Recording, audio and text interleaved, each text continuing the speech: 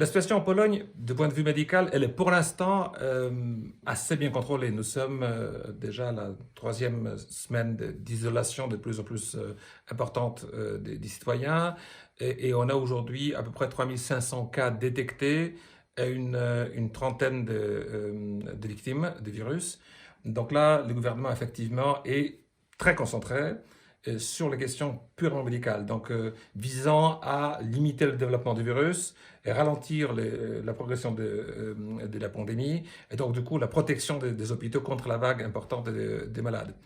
Donc cette situation médicale, donc d'isolation, fermeture d'école depuis déjà 2 semaines et prolongée pour encore 2 semaines, l'interdiction de sortir et de se rassembler dans les groupes de plus que 5 personnes, mais aussi des mesures drastiques par rapport à des entreprises. Aujourd'hui, vous avez des grandes surfaces de 10 000 mètres carrés qui peuvent avoir en même temps qu'une trentaine de clients à l'intérieur suite à des limitations de nombre de clients.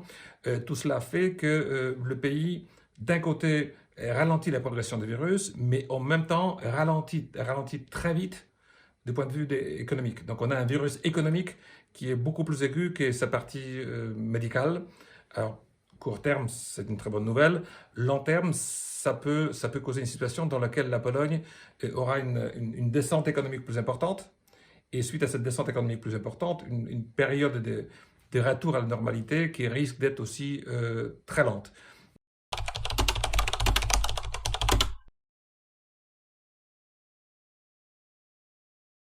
Les grandes lignes de ce qu'on appelle les boucliers anti-crise du gouvernement polonais sont très concentrées sur les toutes petites entreprises. Donc le gouvernement, effectivement, on a bien vu, il a fait le choix, d'être concentré sur la partie médicale, isolation des citoyens, et deux, c'est concentré sur les toutes petites entreprises. Donc aujourd'hui, vous avez par exemple un système de la suppression ou d'abolition des charges sociales pour des micro-entreprises allant de 1 à 9 personnes. Programme qui n'est pas étendu à des entreprises de 10 et plus personnes. Donc même des petites entreprises, des micros, oui, mais des petites et des moyennes et des grandes encore moins, ne sont pas éligibles à ce programme. On a des programmes d'aide à un emploi partiel ou même à un arrêt d'activité, mais du coup, ces programmes-là sont beaucoup plus restreints.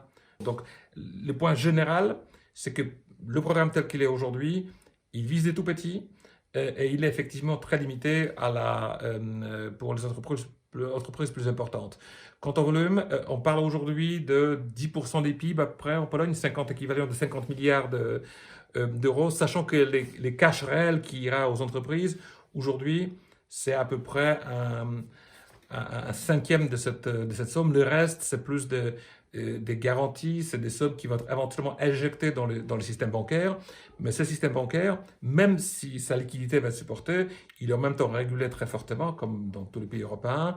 Et donc, pour l'instant, on travaille sur le fait de libérer des banques de certaines obligations des capitaux, par exemple, pour que des prêts puissent venir plus facilement à des entreprises.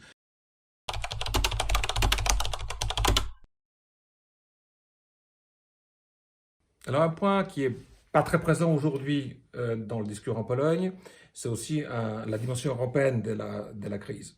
Le gouvernement, les entreprises sont très concentrées sur le quotidien, c'est normal, mais en même temps, il faut quand même regarder ce qui se passe à Bruxelles, le plan de 100 milliards d'euros, la flexibilité nécessaire du budget européen futur qui doit nous permettre d'avoir beaucoup plus de liberté, beaucoup plus de facilité à employer ces fonds à la reconstruction après la crise du virus.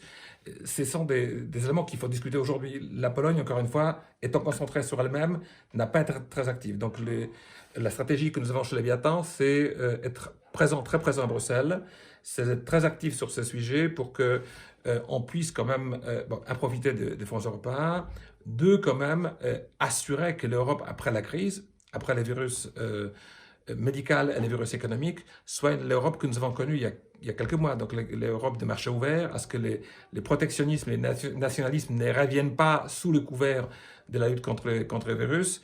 Donc là, une collaboration à un niveau bilatéral entre nos pays, mais aussi au niveau Bruxelles, Business Europe, est très importante parce que effectivement, la crainte que nous avons, c'est que non seulement le virus économique va ralentir nos économies, mais le virus économique va aussi ralentir la construction ou même faire régresser la construction européenne. Et dans la compétition avec d'autres puissances, ça ne nous aidera pas dans la sortie de la crise globale que nous avons devant nous.